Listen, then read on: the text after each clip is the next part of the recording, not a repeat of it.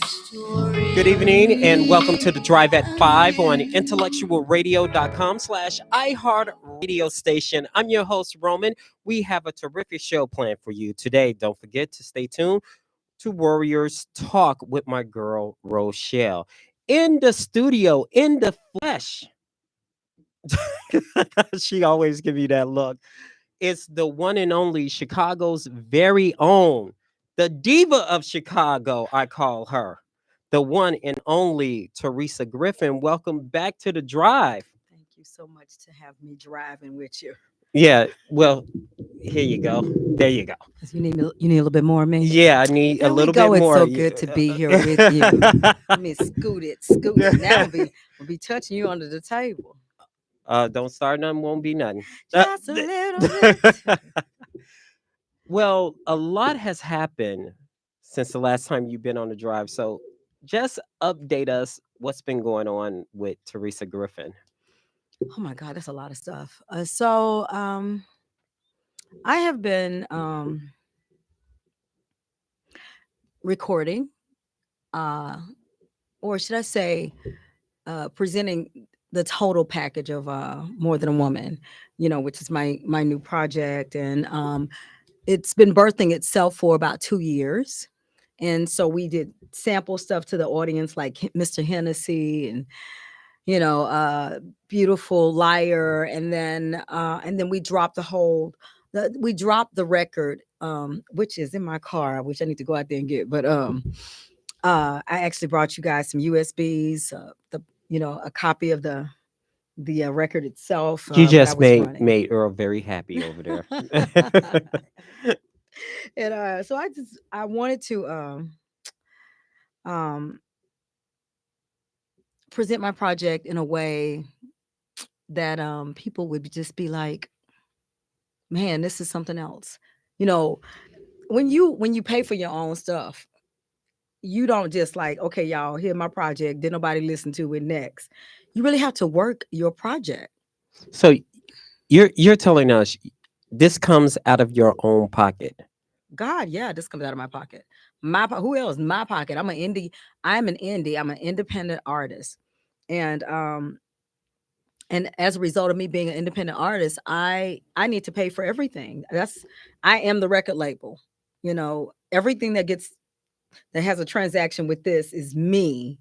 Literally, this is just me, Teresa, paying for everything. So it takes time, I- and because I'm paying for it, maybe it's a little bit more intimate for me about how and what this project says.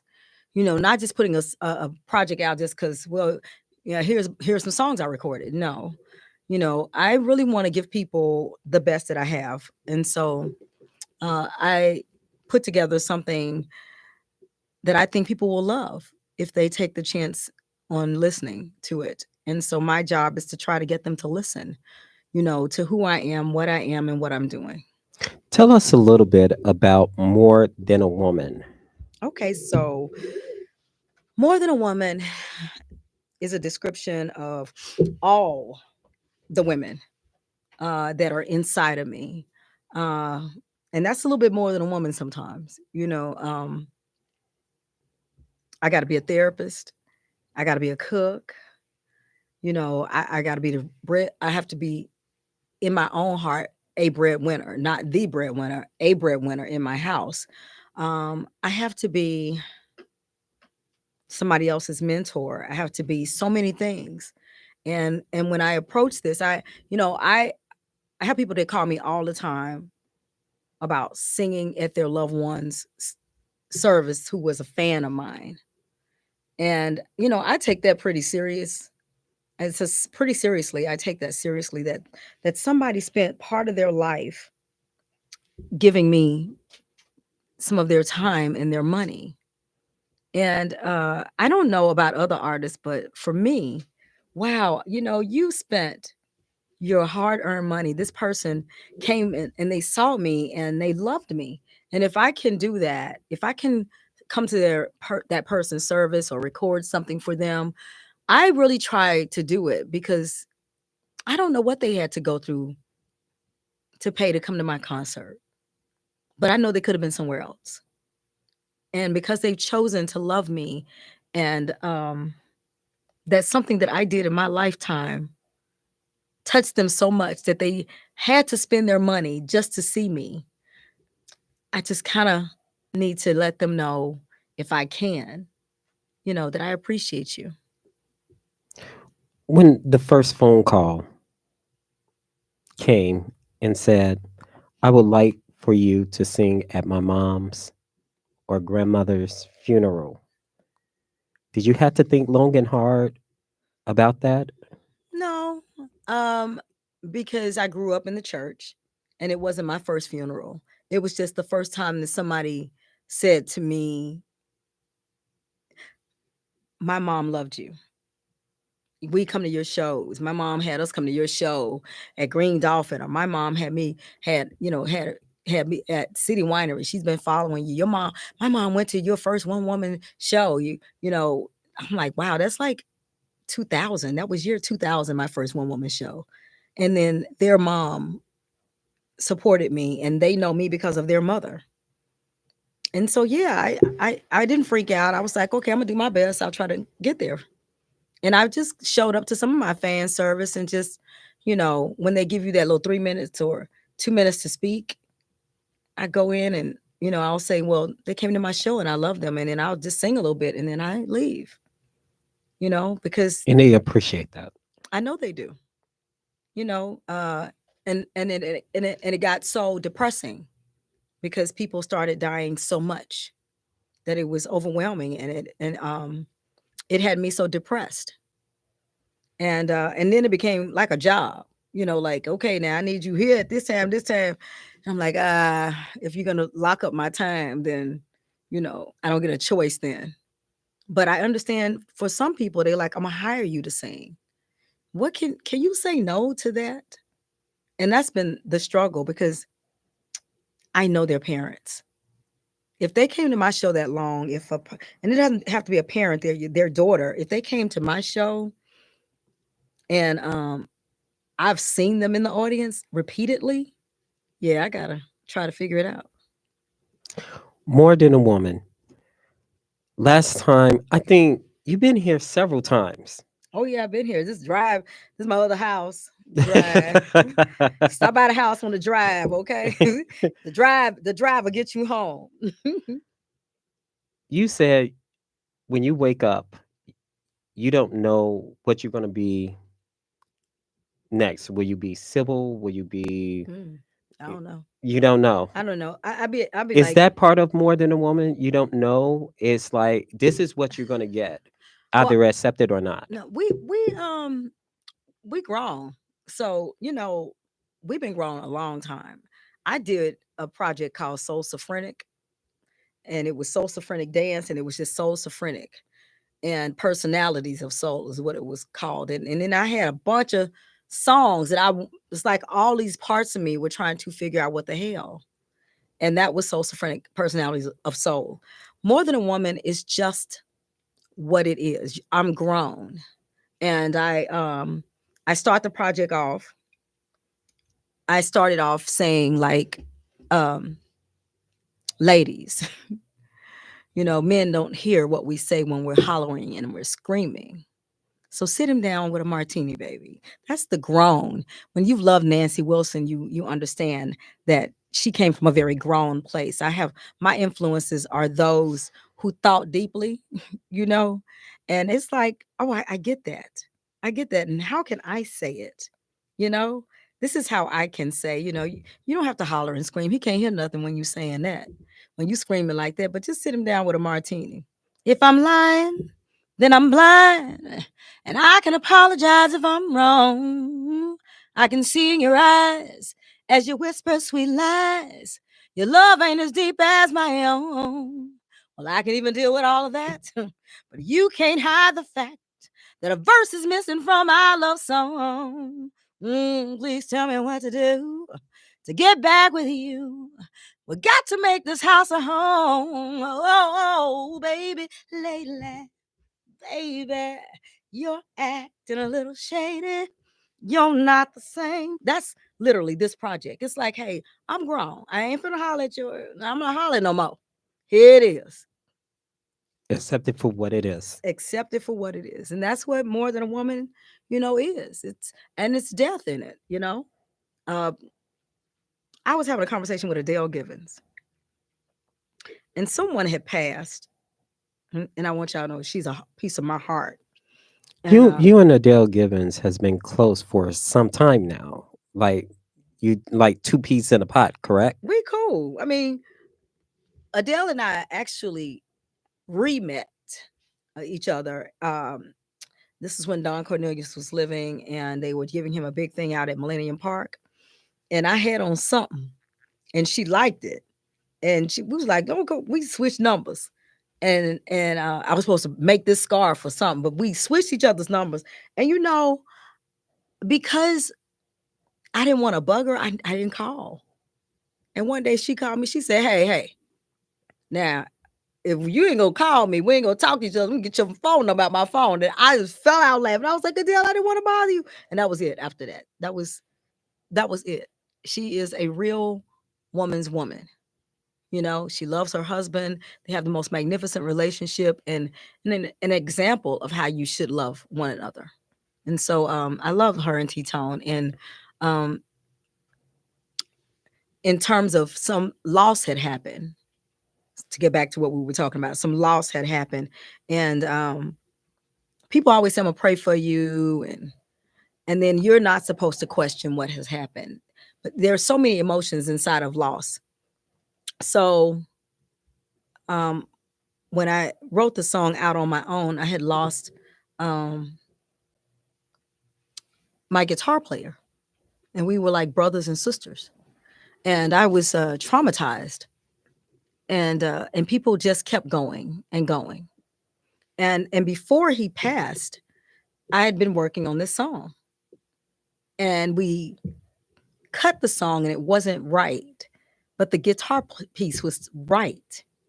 So I went back and I recut it because I had so much loss, that was going on.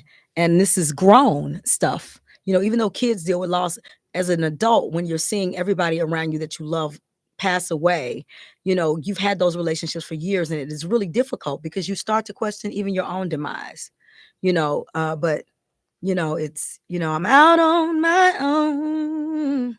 I'm out here, out on my own. I'm out here before it could begin. You left me to the wind, and now I'm lost. I'm so lost without you.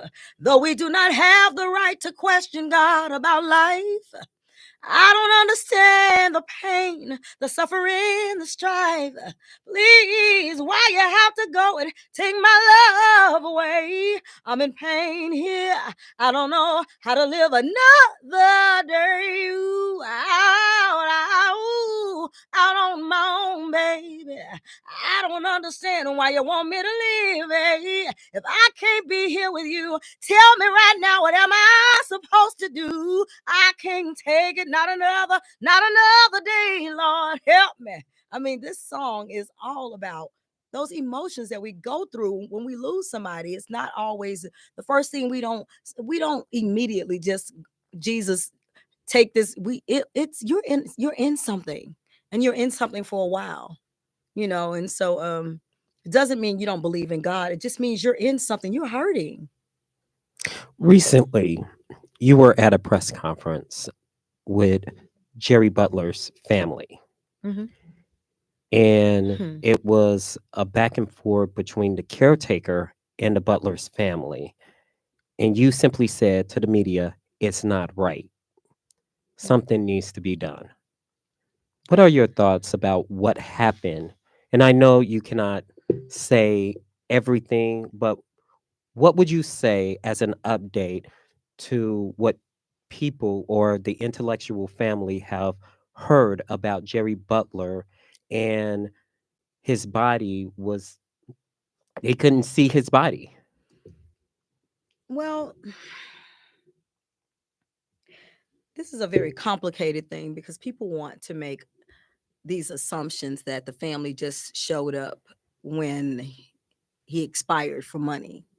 And this was not the case. This was a case of someone isolating someone that everyone loved. And even on my own behalf, where I used to have keys to get in, the locks were changed. And I would call, and I got to send a police officer to do a wellness check because the person won't let me in. And as long as he's okay, long as he's clean, and then it's no problem. They don't see a problem. But abuse is deeper than that, because when you leave, you're going to leave me with this person. And so this was a brilliant man. Mr. Butler was a brilliant man. And I could not ignore that. I could not ignore that he took care of all of his business ahead of time because he knew what Parkinson's was doing to him. And he had his affairs in order. And for someone to come in and take advantage of him at his worst hour is what this was. This wasn't, I got a will over here or any of that. This was done, a trust and a will. These things were already handled and talked about. And you're not going to condemn his sons because he knew who his sons were and he loved them very much. And without divulging their business, this is something that their family was in total acceptance of. And you're also talking about a family who's an older family. So the average person in that family is between 60 and 70, and so he was 85. And if you don't have any money, how do you fight this? What do you do? But at the end, what I could not take was this person deciding that the family had nothing else but to do whatever she wanted when it came to his death. He loved his family fiercely. And his sister passed before he did, and none of us saw that coming, who was really the person who was kind of like in charge. So that happened in the last 2 years. What people don't understand, things were in place.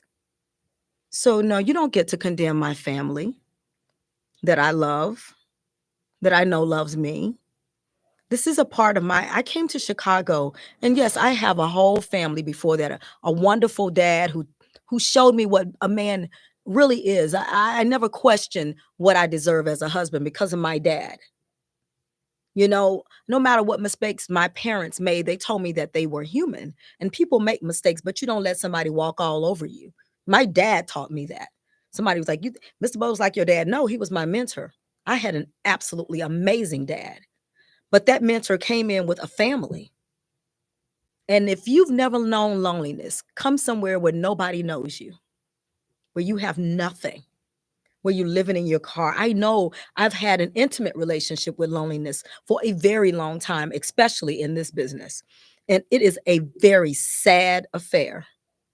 And when somebody gives you a part of their family and you've lived within this, so even when my dad passed, they all supported me so I could go home to say goodbye to my father. My mom, my sisters, they know, these are my family. And so you come along and you infiltrate something without the respect. He deserved a memorial. He deserved one with all of the parts of his life, from his Masonic life, because he was a past Grand Master, to his Alpha life, because he was an Alpha Phi Alpha, to his political life, because he was in politics for 32 years and not a politician. He was there fighting for Cook County and Cook County Hospital. We can also say that he was a rock and roll Hall of Famer, and that ain't easy. He was a mentor to a lot of musicians, teaching them about publishing and helping them get into the music business. From Jeffrey Osborne, oh my gosh, Donny Hathaway. Why do you think I'm going to let you give him just anything at the end? He gave me a job. He gave a lot of musicians a job. And the fact that he has such an amazing life, it deserved to be celebrated properly.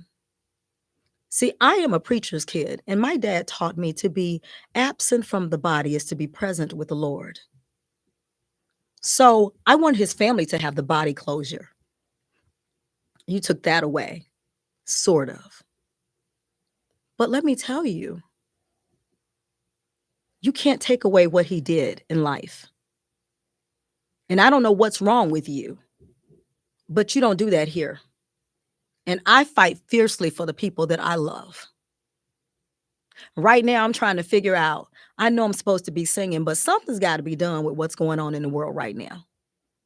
And we don't have enough of us that are angry enough or active enough because we came from a place of Rosa Parks. How can we not? We have come up in a ranks. Jesse Jackson ran for president of the United States. When you look at what Martin Luther King did, you look at Mahalia Jackson being a part of that. Harry Belafonte. We have a Black woman downtown. Her name is Juliet, and she has the largest African American archive of history that they want to erase. It's in the Smithsonian even. We need to find some backbone.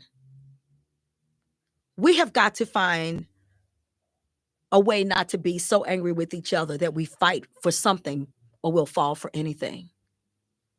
This right now, this race that we're in right now, it's huge. You talk about Women's History Month. Mm-hmm. It's coming to a close. You're part of the history as well. Two legends. You're with the Butler family and you're with the Jackson family. Legends. The Gene Sparrow will be here next week. I love Gene. Hey, Gene. And one of the things that I decided to do because my former mentor, she passed away, Shannon Dell. I'm so sorry. Shannon Dell was the midday host on WGCI, Mm-hmm. and her street sign is right in front of WGCI. You talk about Yvonne Daniels, a bridge is named after her. A lot of people don't know the history, and you mentioned history. What can we, as blacks, black male, black females, needs to do to preserve the history? The Chicago Defender is just standing there. Where's the archives gone? You're talking about 1800s that it began. Mm-hmm. Those archives, music and all. What would you recommend to preserve the history of Chicago legends? Well, you don't have to reinvent the wheel because we have those places that are holding that history, but they better put it in a safe place. I mean, uh, that's why I was talking about Juliana Richardson. She has done a magnificent job of finding the history makers here in Chicago, but worldwide as well. And I mean, you're talking about somebody who's friends with Nikki Giovanni, so she is one of the smart, intelligent women. If I were them, I would get a panel of our top television, uh, radio, and historians in Chicago together to preserve the Chicago history. You know, those organizations all together, or supporting one or two great organizations. The Defender is in there, so people can always take a subscription to the Defender to keep them open. A lot of us that never think about that subscribing, you know, just like you do to the Tribune or the Sun Time or whatever. Subscribe to the subscription. Send a donation every year, you know, to the Defender so that they can stay open. Send a donation to the history makers so that they can stay open, so that they can actually continue to do what they've been doing, and archive it, you know, maybe collectively. But when you get through archiving, How do we educate our children is the question. How do we let them know what their history really is? Because, there is a gap that has happened with us. I was telling my husband that if I had my way, every 8 blocks in Chicago, Black neighborhoods, we would have uh, a greenhouse, so it could feed every 8 blocks. We would have a um, a lot for a greenhouse, and right next to it would be, their own sort of boys and girls club, so that they would have somewhere to interact socially. I think those things make a difference, for the kids. That's just like putting up a place with a couple of classrooms and a basketball court and maybe even a swimming pool, you know. But they could. We need to do that within every block, every 8 blocks in Chicago. And because we need to be able to teach our kids to sustain themselves, because everything is brought into us. And if it's, if we're going to get it, we're not growing any food, you know? So we need to get back to our roots and understanding. We need to be our brother's keeper at this point. We've got to stand strong in that. And part of it, if someone starves you to death, how much motivation do you have? So we've got to learn how to take care of ourselves in a different way. You're rich when you have a rich uh, village around you, and those villages need to be recreated so that we can sustain ourselves in a different way. The best way to deal with us is if cut us off from everything. That's why I was so angry when we were having all that looting of the malls and this, that, and the other, because, now to get a business to come back in that area is almost impossible. And they're closing businesses all over the place. Well, if you take all of that away, you don't have any food. What are you going to do? They tore up grocery stores. I'm talking about what's happening right now and how, we've basically been inside of a Kabbalah. It's over here. And now systematically, I'm going to do this to you. And what we need to pay attention to is, in order for us to sustain ourselves, we need to be able to feed ourselves. We need to be able to, just having a beautiful wig, that ain't going to be it. You can't eat this hair. We got a lot of stuff we got to get together. And we have to start with that. And we need to start with some answers and putting the right people in office.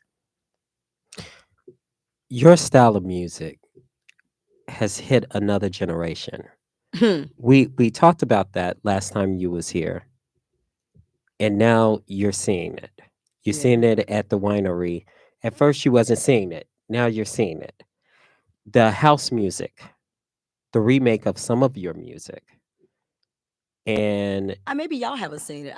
I've seen it. What's happening right now, I've never seen in with this project, but I've seen it. As an independent, I have had an amazing time in this industry.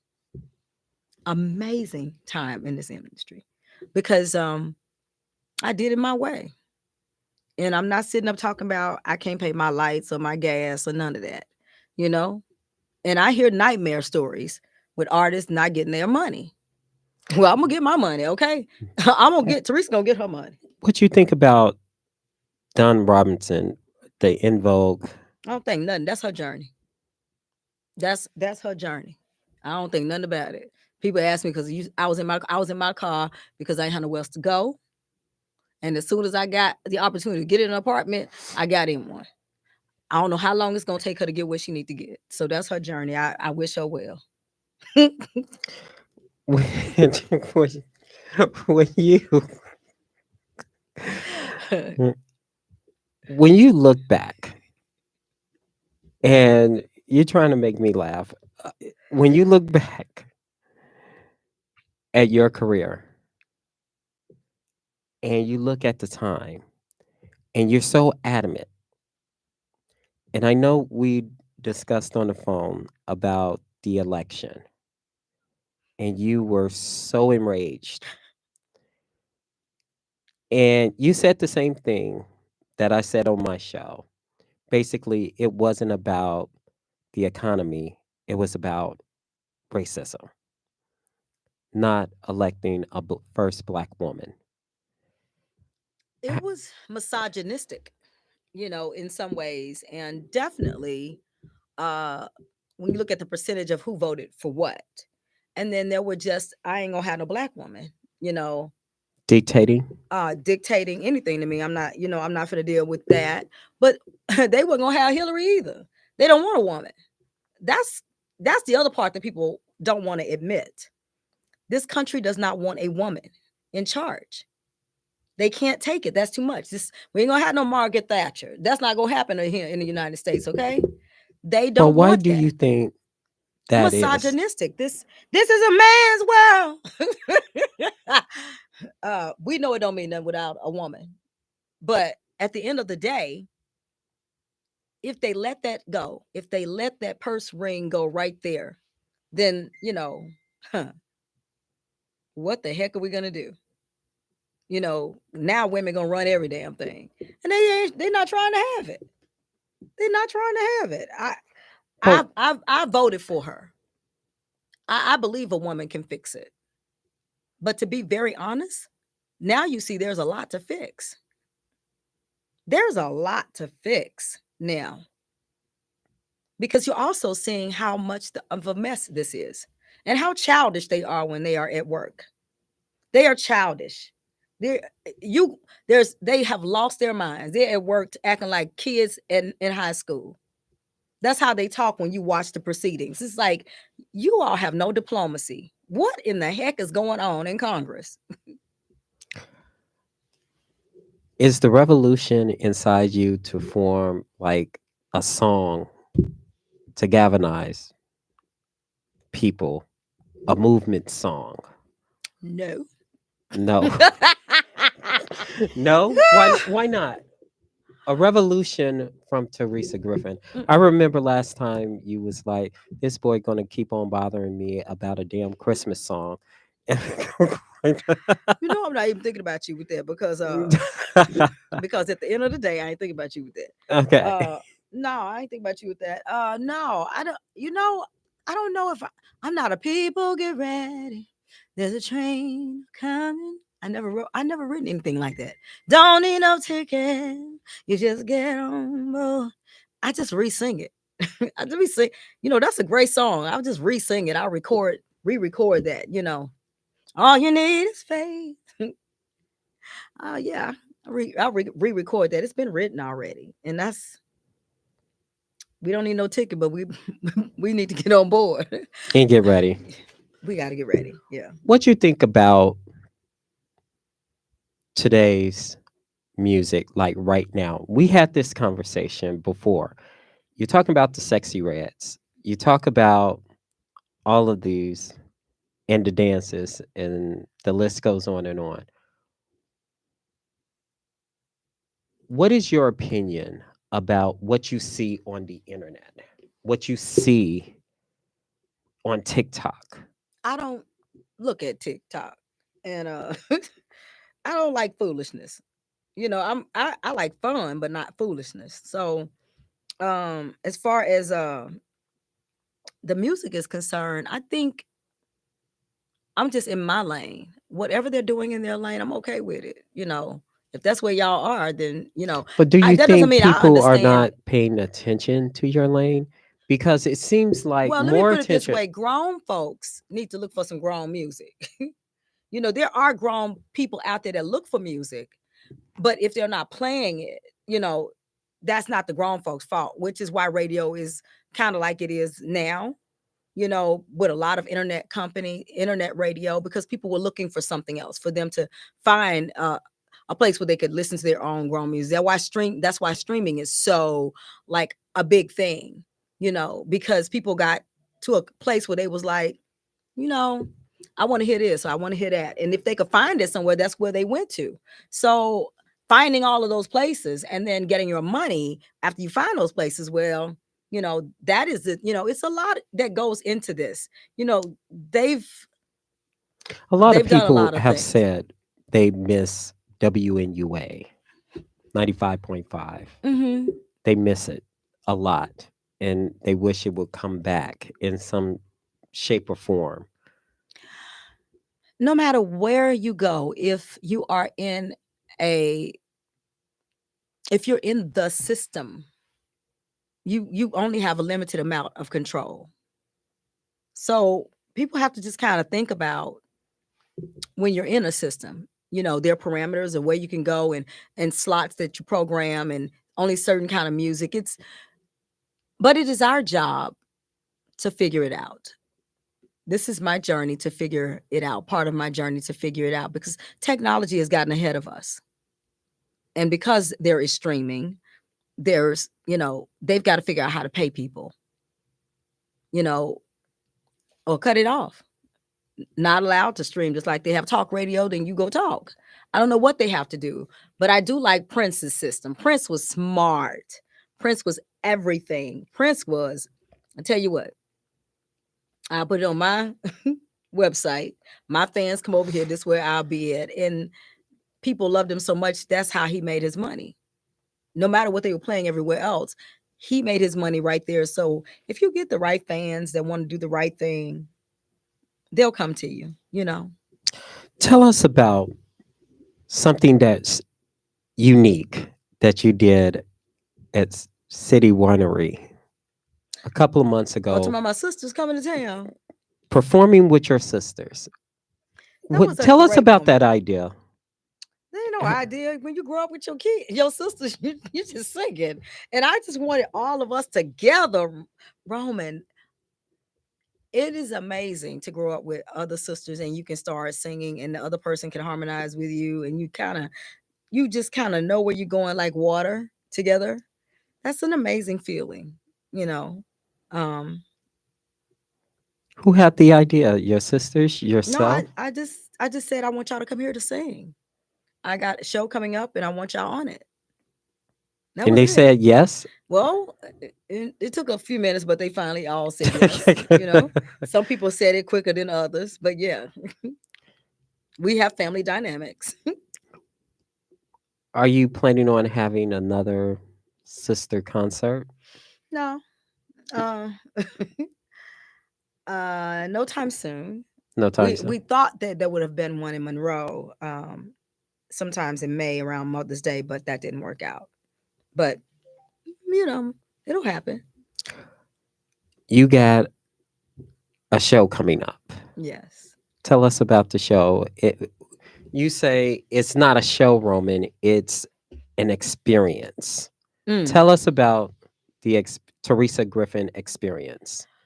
What people Um. should look for in your show coming up on the 30th, right? Yes, on the 30th, I had the idea of come and do a dinner and a show. I want to do 3 of them this year, to be very honest. A dinner and a show. I pick a hotel, and I really like the Hilton on 95th Oak Lawn. I usually have good meals there, when I'm at a banquet, and so they've done a couple of my Wonderful Woman weekends, and everybody always say we like the food. So I was like, this will be a good place because they're used to pumping out all the food at once. And so we did a map, and then I got with these 2 African American young men at Falcon. They're twins, 2 African American twins. They used to be in the 100 Black Men program, and now I think they're like in the organization, like maybe on the board or something. And they were like, well, we have a company that does ticket sales like Eventbrite. Well, I'm gone from Eventbrite. I go over there. They give me, really care service there. My map, for my dining tables and everything. See, the number on this. I'm like, okay, this is cool, and I really like that, and I really appreciate um what's been going on. And so people have to buy into. As you get older, you have to, in this business, you have to figure out how you're going to keep things going. And I really would love to have a club. So this is my traveling club right now. So 3 times a year, my club will be open. this this is my first night, on the 30th, and we have about 20 tickets left, and I hope they hurry up and get them so I can put sold out on all the VIP are all sold out. So we have 20 tickets left, and I would love to close it out. Um, and just have a great time. I turned one table into a table with no dinner because a couple of people kept asking me, what if, what if I already went out to dinner? And I was like, okay, so this one table there, and I think the seat is $50, so people can go and just not eat and, come and enjoy as if they were at a club. There's a bar right on the outside, so cash Doggone bar. well, people gonna sneak over there and get a chicken or two. No, they ain't gonna sneak nowhere. This is a plated. This is a plated dinner. They don't just sneak and get slapped. This is a plated dinner. So no, this is a plated dinner. This is dinner and a show. It's a plated dinner. Ain't no buffet. House music, we talked about this last time, and it's really energizing in Chicago. It's really like the Chosen Few picnic. And Yeah. your song, you made an appearance there a couple of I've times. made a couple of appearances there, and I think it's a unique thing to have these African American men with house music in Chicago. Do a festival. And it's very cool, and it's a lot that goes into it, and just seeing the back part of it, and then seeing how since and I'm sure they have grown so much, and I'm proud of Terry and Alan and Are you thinking the about guys. doing more house music? No, if it hits me, I normally throw a couple of house songs out a year, um, but I gotta like it, you know, and I'm not married to anybody when it comes to it. We've just had a great relationship, Didn't you working do relationship with Terry. didn't you do a rendition of That's the Way Love Is? Nope, Nope. nope, that's not Teresa. That's that other girl that you've been following. Okay. That's the way love is. That's nope, You nope, think about doing it? nope. I haven't No. even thought about it. You can stop with it. That's the way love. What is that? That's the way love? I don't know. What is that? Tin City. No, no, that's them. And I love 10 City. No, that's their song. If I did anything over, it would be like, you made me feel mighty real when we're out here dancing on the floor. Yeah, I like that. You can remake it right now. Woo! Make me feel. Hey, Dale. Your fans are loyal. They are. They're loyal. Tell us about the Teresa Griffin fans. You said if anything happens to Teresa, they they you'll see it on there. Girl, I got your back. Do you need me to come? What do you want me to do? You know, anything. My fans be about it. They be like, "What you need, girl?" I love my fans, and I have had a beautiful career because they have loved me back, and there's nothing in the world like them. They make me feel like a superstar every time I see them. It's an amazing feeling to hear somebody say something that you wrote touch them, or the way you sang something that's your version for them. You have people that come and say, "Oh, are you singing Meet Me on the Moon tonight?" Well, then I got to put it in the show, and that's something awesome that you should never take advantage of or take for granted. Uh, your fans, because they don't have to love you; they just do.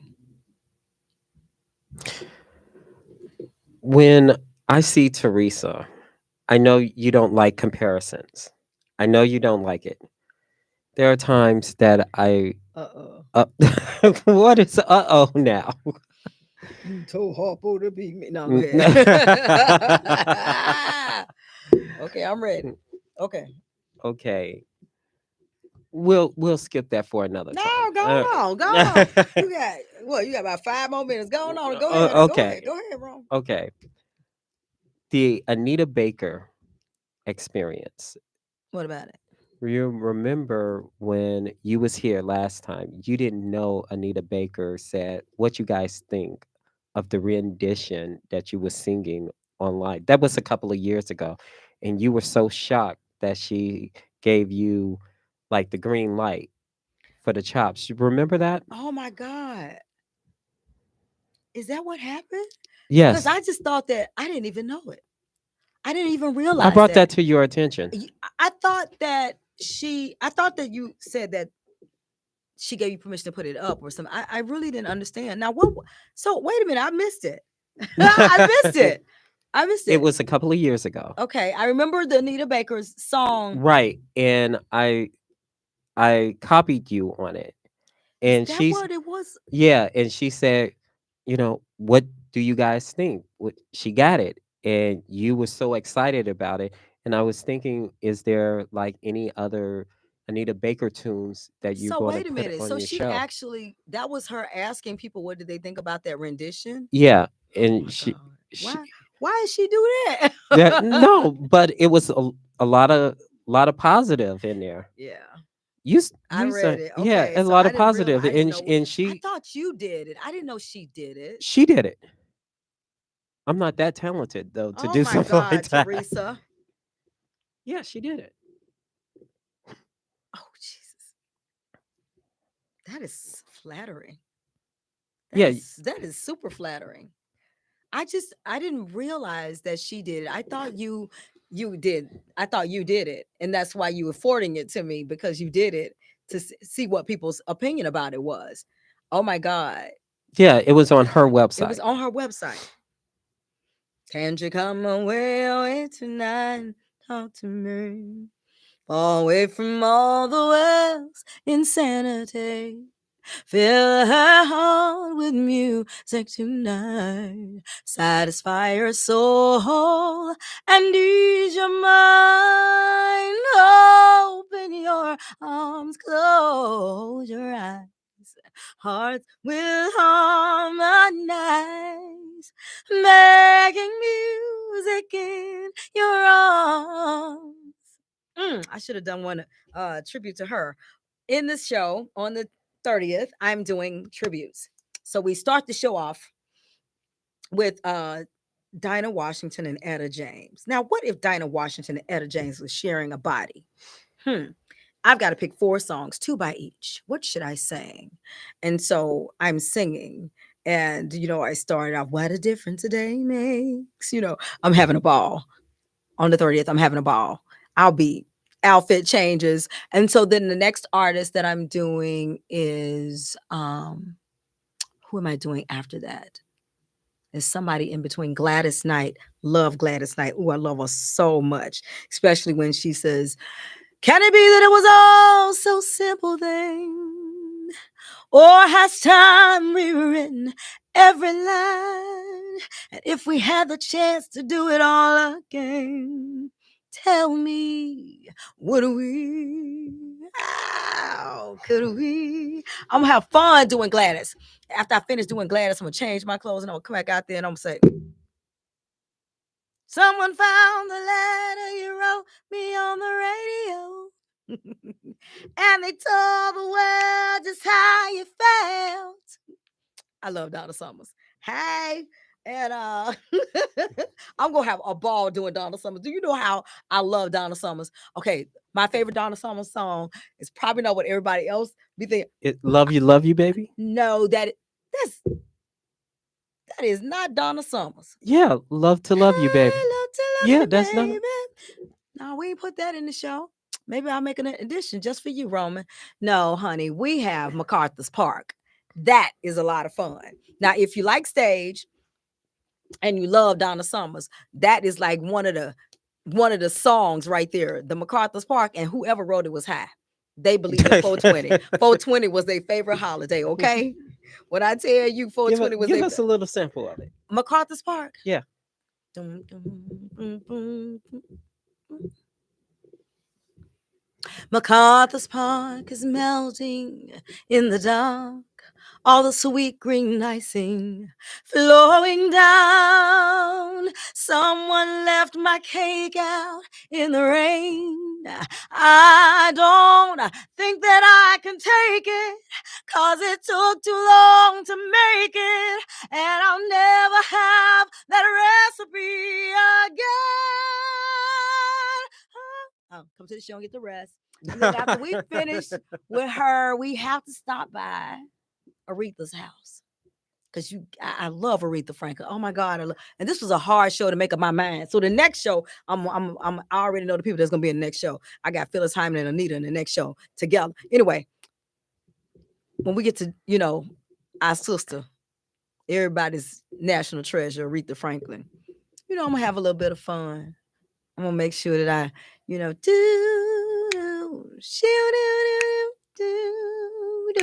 and that's the one I'm not doing because I got everything else in there. Everything else in there except for that. Because everybody think you're going to sing that one, so I didn't put it in. How people can get tickets? They can go to terisagriffin.com, Terisagriffin,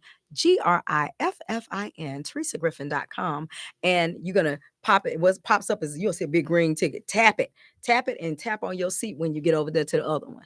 You have to put a quantity in at Ticket Fountain or which ticket, the only one that's left. Oh, and if you want champagne, you can order that too. But just go there and you can get your tickets. TerisagRiffin.com. Follow me on social media. That's what y'all do. It's always a pleasure having you. You're going to shake my hand. He's shaking my hand. Roman's shaking my hand. Hello, Roman. Okay, we'll hug it out. Okay.